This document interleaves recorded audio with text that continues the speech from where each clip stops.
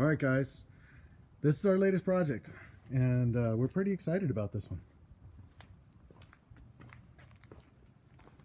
Original 1970 era Pro Stock Camaro with a lot of history.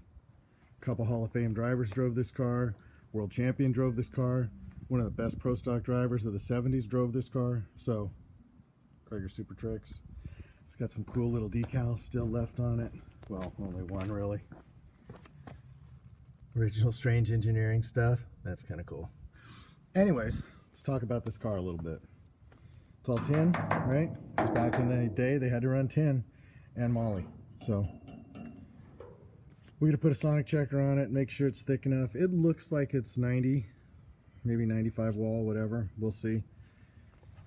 This is where they cut off the quarter panel. So they cut both quarter panels off this car. Obviously, there's no body left on it, right?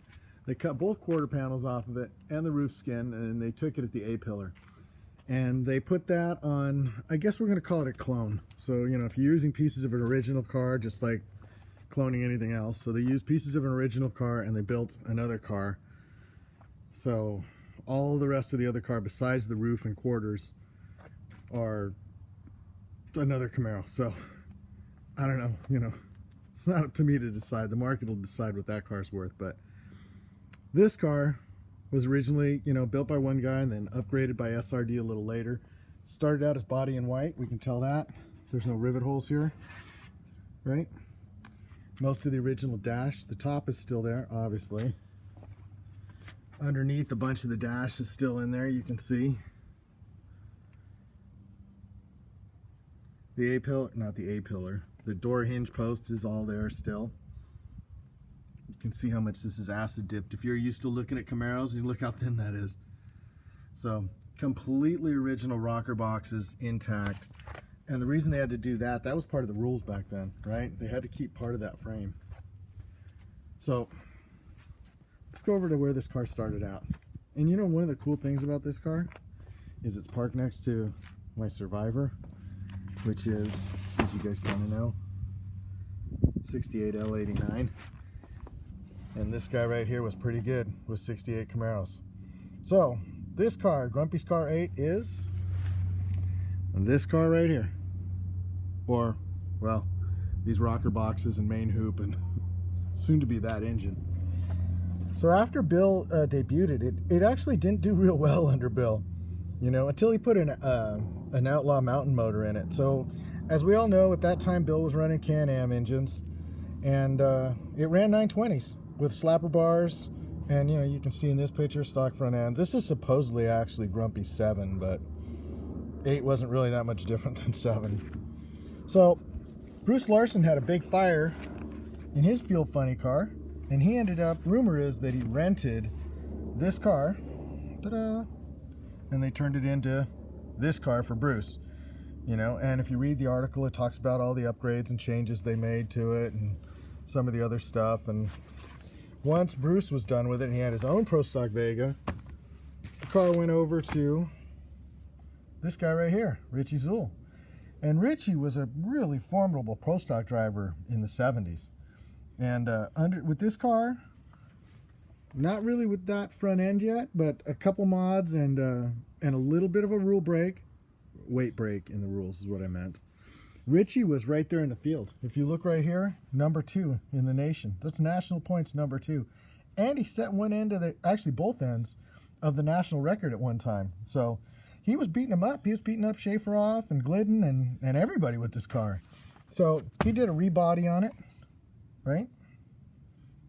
Put the 74 nose on it. We see the SRD right here. That's who actually did the chassis work and upgraded the car. Well, Richie did so well with this car that by 76, he was offered a job to drive in the 77 season for Ray Morrison in their Monza.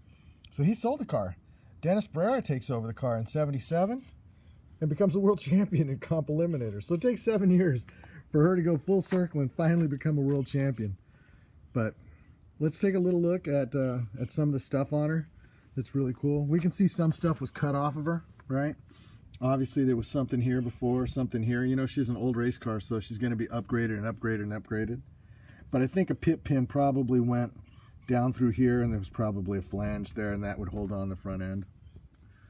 That is a Roger Lamb strut, or spindle, I'm sorry. So they're custom made Roger Lamb spindles. Bump steer was corrected, so they kind of understood all that. Had front end limiters. They were adjustable with a pit pin, right there. Look at the welds. Beautiful penetration. Nice welds. NAS hardware down in there.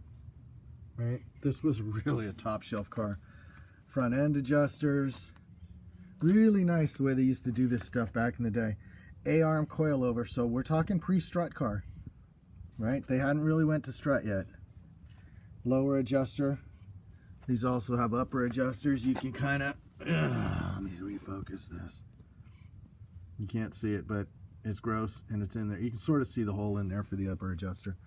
Those are Monroe double adjustable coilover shocks. Really rare. Gonna have a hell of a time getting those things rebuilt and find all the parts and pieces for them because they're not the same as Coney's. Obviously, one's American and one's European. So, but we look at the tube fitment and the quality of the weld. Right? This car was really a top shelf car. Until she got so deteriorated that, you know, she ended up, after Dennis, she ended up in the hands of street racers and match racers and grudge racers, and you can see they had their own ways of re-welding stuff, and, well, they took that Lenko mount, and God knows what they were doing, and, anyways. From one time being a glorious pro stocker to, you know, anyways. We're going to get her back to where she's supposed to be. So one of the reasons that I looked at this car was because I thought a lot, or at least part of the cage, was still Bill's. And here's why. Notice this is where the original cage that Bill put in was cut out, but I think that this main hoop and probably the sidebars and stuff are from his car. Now if we look underneath,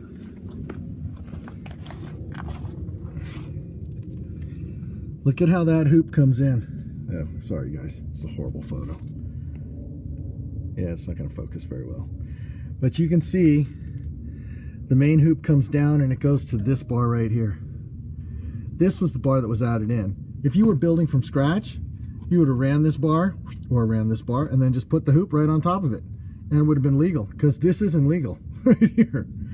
So, not that they were looking at the rules back then that tight, but we're going to look at the rear link right there and the third link of the famous SRD Bill Jenkins inspired 3-link, right? There's the forward mount. Lots of vertical plane adjustment. Not much horizontal, just got that one. I don't know why there's one hole there. Got doubler plates on it. There's the forward wishbone bracket. Right? Runs back, the diff is drilled underneath in the center of the diff, and then that bolt is put in there. It's a cross member that goes across. You can see the other lower link. It's the frame rail right there. So it uses the rocker box and it ties the rocker box to the frame rail, and the frame rail is actually a smaller frame rail because it still has full-size rocker boxes. So they use the rocker box as part of the frame. So it's really a 4-frame or a 4-rail car. Right? Let's go to the back.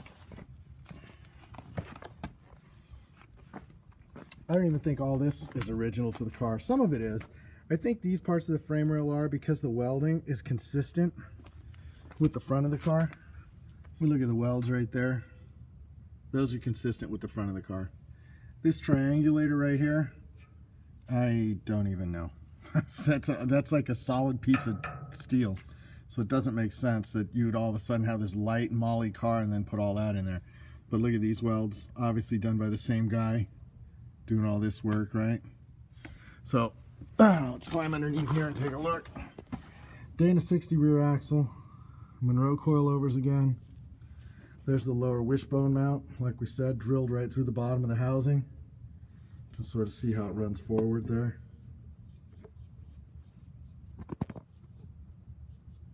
Let's take a look at that top mount. So the interesting thing about this car is it has 2 links. I usually only see 1 link on these cars, but bracket mounts there, and there. And then there's not a triangulator, but an enforcement or reinforcement that runs down to the pinion snubber bolts. So my understanding is the left-right adjustment on these is super critical on this car, which would make sense why there's a whole bunch of washers in there taking up these spaces. I don't know, I haven't tried adjusting it yet. Hope to God it's close when I start. And it's only got 3 adjustments in the front of the pin. Actually, it does 4. It has a forward adjustment too. There's only 4 holes there. So, I don't know. I've seen other cars that have sway bar mounts. This one doesn't. I thought it did, but it doesn't. It has this mount here and down there, which I believe, come on, refocus, I believe is a wheelie bar mount, but that's not consistent with the car in the pictures because it's a rear bumper mounted wheelie bar. You can see that it's rear mounted shocks though, right behind the axle. A lot of triangulation in the car. Sorry about all the camera flash, but you guys get an idea. We'll get it, you know, once we get it out of the driveway and we tear the whole car down, put it up on a lift, rip it apart, you'll get an idea of what we're going to do with it. We'll get an idea of what we're going to do with it too, but that's it. That's our latest project. Grumpy's VIII, Zul's Pro Stocker, Ferrara's comp car, so we'll let you know what it's going to be.